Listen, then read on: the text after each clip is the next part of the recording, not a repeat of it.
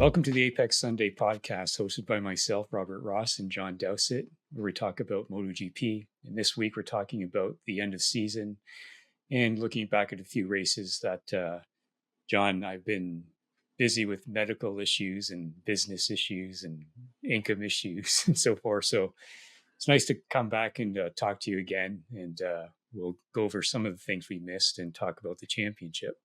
How are you? Great. Great. Okay, good. Great as it can be for Good. a senior citizen. Yeah. So we'll go back and start with Japan. Seeing Mark get on that wet track and just go ahead of everyone reminded me of his Bruno 2019 qualifying. He had that late notification of a track limit, so he couldn't go out again. So he didn't get the pole. Pedro Acosta, the rookie, got the pole. But it once again showed us his ability on a wet or a surface that has low grip. Doesn't seem to bother him that much, does it? No. I mean, he's got the feel. Yeah, it reminds me of like Senna was like that too, right? In the wet, just a master in the wet. Who else was a master in the wet in F1? Jackie Stewart was phenomenal. And then there's been a stream of them through. But I mean, it's the great equalizer, isn't it?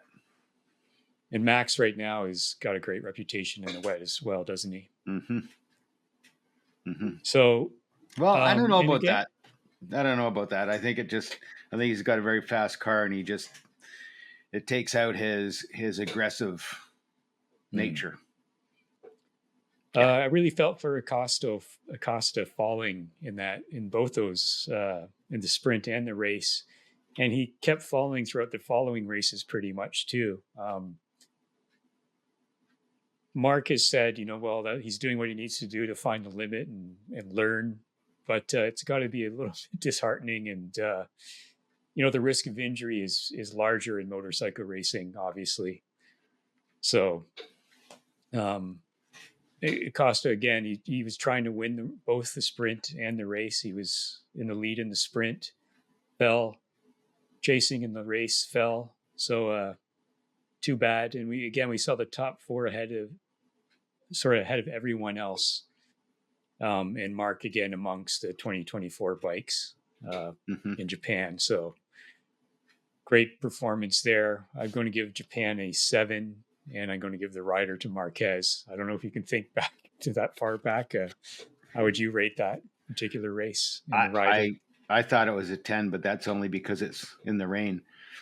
Right. And the rider? And Mark. It's Mark. I mean, yeah. He didn't crash. He held it together. Yeah. I think so. Yeah. So that brings us to Australia. And I was really interested to talk to you about Australia because Phillip Island reminds me, a bit of Mosport, which you've raced. And did you win in your class there? Or the Nationals. But this is it's such a rhythm track. It's just so beautiful. It makes me want to drive it so badly. Yeah, and it highlights there's very little stop and start. So the advantage of the 2024 Ducati's acceleration out of slow corners, which you could see in the following races when you see Mark closing up through the corners, and then once they get on the straight, they just take off. That's eliminated at Phillip Island, so he was able to keep up. I thought he was done. They didn't have that advantage. Oh yeah, that too. That start. I mean, there's a joke that he's the only rider who starts a race with a burnout instead of at the end of a race. But I thought he was done too. He dropped to 8th at the start, and I thought, well, there's just no way he's going to do it. But again, he proved us wrong. So his launch control just failed, right? Is that what it was? No, it was the tear off. Remember, he tore it off. Oh, right. Went under his tire. So right. And we saw that Bez Vinales crash, which was very frightening, wasn't it? Oh my God, it was epic. Glad they were relatively well after that. Again, Martin being consistent, he gets another second place. And Mark, again, when he dropped out the beginning of the race from 13th to 6th in a couple of corners and then a win, I thought he was going all out, but apparently he was preserving the tires and so forth and waiting to attack at the end of the race. I just thought that was an incredible performance from Mark again, a really good performance from Martin to up his championship. Mm-hmm. So for the race, I'm rating it a 9, and I'm giving the rider again to Mark. What about yourself? I don't need to say anything because I'm exactly the same. I mean, how can you not give Mark the race when he dropped back midfield and then fought his way back on a non 2025 bike? 2024, but yeah. Not non 2024 bike. I mean, it's phenomenal. And I don't think his move on Martin was that bad. I mean, Martin wasn't too happy about it. And the owner of Promac's been going on about Ducati made a mistake selecting Mark for next season. But I think the evidence is there. There's no mistake. We've got, Martin's obviously a great rider. He's done extremely well, and he's obviously the champion this year. But Marquez is Marquez. He's just a little bit more than the rest of the riders as far as I'm concerned. But we'll see how it goes in the next 2 years. Time will tell. Yeah. So let's move on to the Thai Grand Prix. Again, a circuit that, it's okay. The conditions, though, are very, very hot, very, very hard on the riders. We saw that Martin was very aggressive, and he ran wide because he thought he was going to hit Pecco. Nenea took advantage of that. And in this circuit, you could really see the advantage of the 2024 bikes with the acceleration versus the 2023. But again, Martin takes Pecco. He's just much faster than Pecco on the sprints, as we saw throughout the entire season. And in the race itself, Martin and Pecco had great starts, really good racing, very intense at the beginning, totally on the limit. Martin was wide. Marc Nenea crashed out. But Martin said Marc's crash saved him from crashing at the same spot. So, and we saw some great racing between the KTMs. Acosta was once again on the top. So I thought the Thai race was, again, another example of the top riders just on the very limit of their bikes. So for rating, again, I'm going to give it a 7. And for a rider, I'm going to give it to Pecco because he was great in the full race, and he increased the lap times when Marc was catching up to him. Marc pushed and crashed. So what are your thoughts on the Thai race and your rating and your rider? I can't give a rider. This is one of those bizarre events. I'm going to give it an 8, possibly even a 9, mostly because of the coverage, and they had lots of footage of dicing throughout the field. And that's what it's all about for me.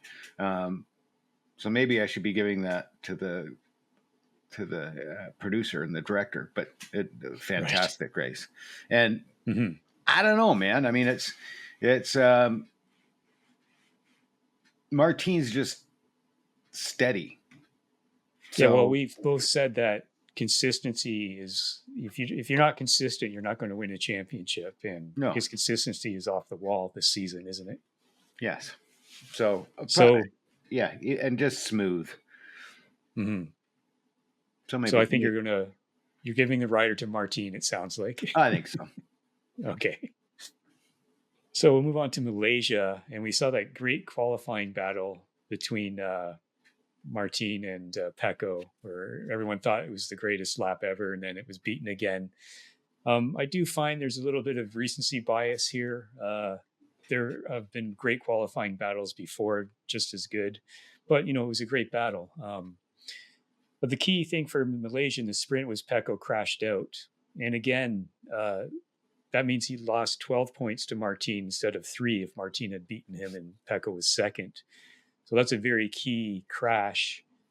And, Pecco's crashed 8 times, or 8 DNFs this season, which basically cost him the championship. Absolutely. But at the same time, these guys are so on the limit. Those crashes, they look so quick and sudden that it's amazing that any of them are saved when they are.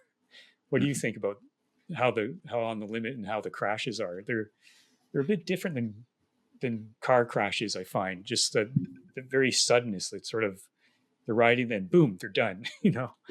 There's no real recovery, or very Mm-hmm. rarely there's a recovery. I think in the last race, there was a great recovery by Marc Mm-hmm. that just blew me away. I mean, I've ridden motorcycles, and I've ridden them near the limit, and what he did and pulled it off without crashing just amazes me. Yeah, he's got a reputation for that. But well, the other thing that he has a reputation for, which I think is partly insane and also admirable, is he'll hang on to his bike. Nobody else is hanging on to their bike.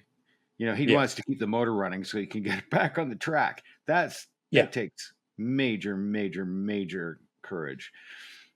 Yeah, he made. Most of the crashes are instantaneous, aren't they? They lose the front, they're done, and it seems to be mostly losing the front. Mm-hmm. And Marc, he did crash, but when he recovered, he still scored some points, which is essential for any championship, and that helped him finish third in the championship. Mm-hmm. Then we saw Malaysia. The race was red flagged at the beginning with a big crash. What I wasn't happy about, I think was it the Thai race? Whichever race it was where Miller crashed and his head hit Fabio's bike. I haven't even watched the crash. I was not happy with the TV director showing that crash when we didn't know the status of Jack Miller. Mm-hmm. He could have been severely injured or worse. We just didn't know, and they just kept showing the crash. And you and I both said in the past that that's just not classy, is it? No. And it's just encouraging people to watch for crashes, which is, mm-hmm. I mean, I cringe every time I see a crash. Mm-hmm. Yeah. I like to watch crashes if there's a recovery. Mm-hmm. But beyond that, they're not pleasant. They're not, I guess you could say they're part of the spectacle in a way, but ultimately they're a low part of the spectacle for me. I want to see all the riders, all the drivers in whatever kind of racing on the track as much as possible so we get more racing. That's my philosophy about that. But back to how quick it all happens, it's mm-hmm. and me saying it's the front. There are all kinds of times where you see the back end squirming, the back end up in the air, under braking, and coming back down in a not such a nice way, and that's recoverable. It seems it's the front, and the front is like it tucks in. Yeah, you're done basically. Yeah. So for Malaysia, I'm rating it as 7. And I'm giving the rider to Martin because he scored points in both the sprint and the race, made a massive lead over Pecco. So once again, his consistency gets him the rider of the race for me. What about yourself? What about Enea? Enea, he was good. Yeah. I mean, and I liked how it's the bikes, right? And he was tough. Mm-hmm. Like no holds barred. I liked how both Enea and Acosta in their battles in these races weren't complaining about good hard racing. Yeah. Unfortunately, that changed in the last race, but before that, I really like that kind of attitude. When it's really egregious, you should complain, obviously. But when it's not, I don't understand. But I know there's emotions involved and adrenaline and so forth. So stakes were high. And it's the end of the season, right? Yes. So I don't hold them to it too much, but it's sort of like it's interesting to see in one situation no problem, in another it's like what happened there? So So move on to the last race of the season. Obviously, the terrible floods in Valencia moved it to Barcelona. I don't know if you saw some of those images, but very, very, very bad. Isn't it Barcelona? Depends on which region in Spain you're from and all that too. So for the sprint, Enea, again, from eighth to first, a really good feisty start. And he and Martin had some good racing throughout that sprint. Pecco did what he needed to do by winning the sprint, but Martin did what he needed to do by collecting a lot of points. This is where I get to Acosta complaining. He complained about Marc passing him on the outside in that corner, and Acosta's leaning so he can't see who's in a hit. So we see that fairly frequently in motorcycle racing. Saw it with Pecco and Alex earlier in the year, but I don't see any problem with it. Costa just didn't know he was there, and he drove into him, as far as I'm concerned. What did you think of that? Yeah, and you know what? It's the passer that's taking the risk. It's not the person getting past, the rider getting past. Yeah. I have no problem with that at all. But watching bits fly, it cost both of them a half decent finish. I don't know what else was done to the motorcycles. Definitely something more than just Marc aero. said he a setup in the next day, and the data through the sprint helped him get second in the race. But moving on to the race, great rise from Pecco, Martin, and Binder from 18th to 6th, which was pretty incredible. Enea did not do too well, and he complained about Aleix. And I thought, what's the problem again? I thought the Enea Aleix battle and the Enea battle with Binder and Morbidelli was great to watch. Oh, yeah. I thought the Alex Marquez and Aleix battle was nice to watch. It made a better race for me, and I was happy that they covered a fair amount of that as well. So for the rating, I'm going to give it a 7, which seems to be my standard here. The rider is Martin, doing what he did to win the championship. What are your ratings, rider, and thoughts on the Barcelona event? I can't give it to Martin. No. He rode an incredible race, but I just think machine and setup and engineering and how the bike was put together and set up for the race, because he was able to just slaughter everybody. Binder is my rider of the race only because he needed to do that. He needed to do that. He's had a crappy season, and he's a much better rider. And I'm wondering if that's because of the bike or just where his headspace is. It's hard to say. It helped him take 5th in the championship over Acosta. But I'll give it a 6. Right. So let's talk about Pecco and Martin for a minute. Pecco, 18 wins, 11 in the full race, 7 in the sprints, 26 podiums, 12 poles. His average finishing was 2.1, and he scored 498 points. But in the DNF column, he had 8. Contrast that to Martin. He had 10 wins, but he had 16 second places, which, again, is consistency. That's 20 points per second place, although some of those are probably in the sprint, so that's 9 points. But 31 podiums to 226 from Pecco, 14 poles. He had 2 more than Pecco, and he had only 3 DNFs. His average finishing was 2.67, and he had 508 points, so it was a 10-point spread at the end. So overall, I thought it was a good championship fight between these two. It could have went either way. It's easy to say, Pecco lost it because he lost it 8 times. But at the same time, Martin didn't lose it that many times. So as far as I'm concerned, he earned the championship. And I've never understood this thing about deserve. To me, the rider or the driver who scores the most points obviously deserves a championship. Absolutely. And it was contested. It was not a runaway. They had the same bike and within 10 points of each other. So came down to the last 2 races. I think it was wonderful. And Pecco lost it. I mean, Pecco cost himself the championship. He should have won the championship, as far as I'm concerned. And there are just too many big mistakes, all those DNFs. You're better to finish off 6th than you are to crash out. he will learn from that, because people asked him about that, and he said, he brought up a few incidents or crashes with other riders. And I remember about the Alex Marquez incident. He said, I knew I was so much faster. I saw an opportunity and I took it, but I could have waited for a better opportunity. That's easy to say after the fact. So he'll integrate that into his mindset, and I hope. I'm sure he'll adapt. I hope. Mm-hmm. But as you said, I mean, I'm looking at the spec sheet here, and a 10-point spread. That's pretty phenomenal. It is. Yeah, because we're used to really large margins in many championships, aren't we? Yes. Especially at the top level with, as you said before, when you go down into the quote lower formulas, the racing tends to be better because there's more cars, they're more equal.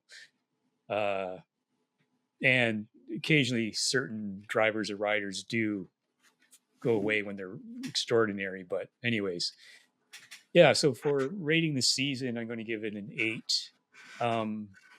And the rider of the season for me is, no surprise, it's Marc.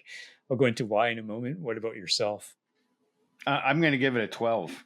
Oh yeah, because it's the first GP season, MotoGP season that I've watched every race, and right. And I love it. It's just wonderful. Mm-hmm. I hate to copy you, but Marquez, how can you not give him the nod for the driver of the rider of the year? Because I mean, he was just to come in third on last year's bike. Jesus, mm-hmm. Phenomenal. And also, they've said that the key difference, other than even Ducati themselves said the upgrade from 23 to 24 was quite significant, but also the 2024 was built for the tire of this year, whereas the 2023 was not built for the tires of this year. So there's double whammy. Yeah. But do you remember in 2017 what I said to you when I started watching MotoGP about Marc? Yes. And what was that? Well, just that he was. Paraphrase it. He was the Gilles Villeneuve of MotoGP, and would go over the limit to find the limit rather than work up to it. Right. And that's being adjusted a little bit. I mean, because I have watched MotoGP in the past, and he's matured a lot. Mm-hmm.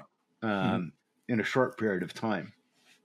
Yeah, he's very fast. So who would you compare him to in the F1 world? Oh my God. I don't think I can. I don't think, that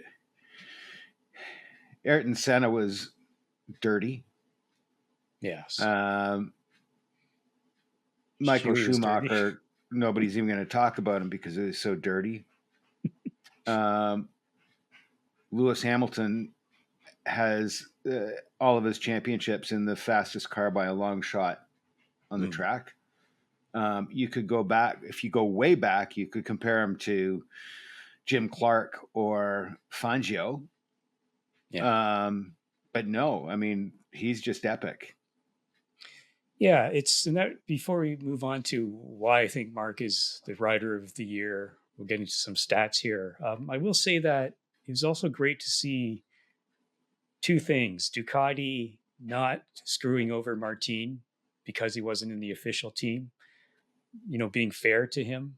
And the sort of Pecco and Martin said, why do we have to hate each other? We're rivals, but so what? And I really like that attitude, because a lot of people were saying, we want them to hate each other, and Ducati's going to screw over Martin in the championship. But a really good display of sportsmanship for a change at the top level of motorsports. I think a lot of that is marketing. I mean, right now in Formula One, you've got Lando Norris versus Max Verstappen, and off track, they're great buddies. Mm-hmm. But that's not what people want. People want to hear that, Max is dirty and yeah. Norris is getting robbed and not being treated properly by the officials, and yeah. it's just marketing pap. But what kills me is that people have been saying, will Ducati regret, the number one going to Aprilia with Martin and so forth? And I think, no, it's not regret. It should be pride in the way they acted and were above board for the whole thing. And just my hat's off to them. It's nice to see that. So regarding Marquez for this season, he had 392 points. And comparing the other 2023 riders, Alex had 173, Digi at 165, and Bez 153. So Mark had 44% of the points of the 2023 bike. Alex had 20%, Digi had 19, although he did miss 2 races from injury, and Bez had 17. But these numbers kill me. Mark had 20 podiums. 20 podiums? What the? Digia 0, Alex 1, Bez 1. So that's a huge difference. Yes. He had 3 race wins and 1 sprint win, 4 DNFs, 4 poles, an average finishing of 4.11. Digia, 0 podiums, 5 DNFs, average finish 8.14. Alex, 1 podium, 6 DNFs, average finish 8.61. And Bez had 1 podium, 8 DNFs, average finish 8.77.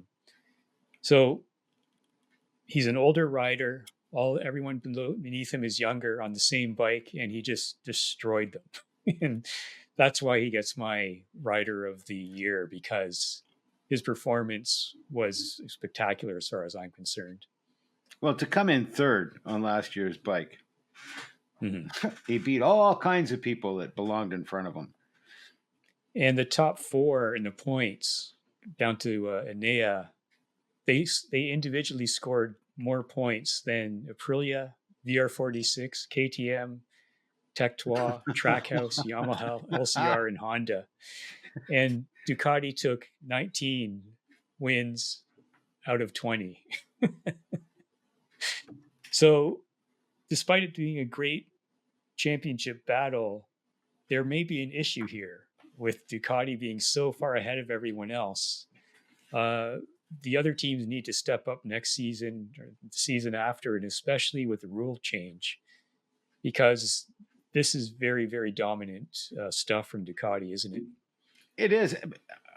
Is it the same as F1, where it's sort of like a bag of Scrabble tiles, where when you change the formula, you change the rules?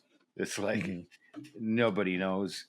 Give it a shake. We'll see. Oh, it's Ducati. Oh, it's Honda. Is it the same? Because it is that way in F1. I would say no. I mean, Ducati, they won a championship back in 2007 with Casey Stoner, who in my list of all-time greats in MotoGP is number 2 to Mark.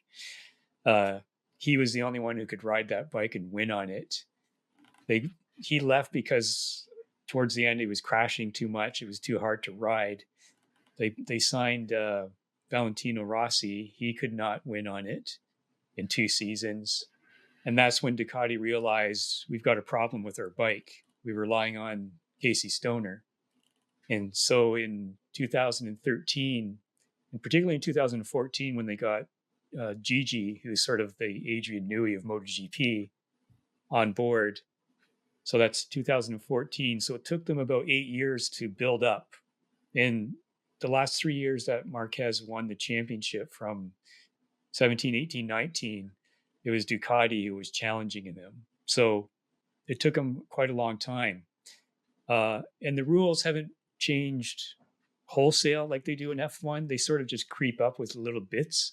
So the aerodynamics, the lowering devices, all those were just introduced mostly by Ducati, and other teams adopted it. It wasn't sort of a rule change saying you can have these devices. It was just sort of the manufacturers introducing it. It's an Adrian Newey thing. Yeah. So the 2027 is a complete rule set change, and we'll see what's going to happen. But the other teams are pretty far behind at the moment. with Ducati. Oh, So right the now, other, yeah. yeah. So the last thing I say is that as a championship comes to close, I tend to go back and watch past championships. So I went back and watched the 2013 season, which was Marc's first season. And what astounds me is that he was just a kid. He was just 20 years old.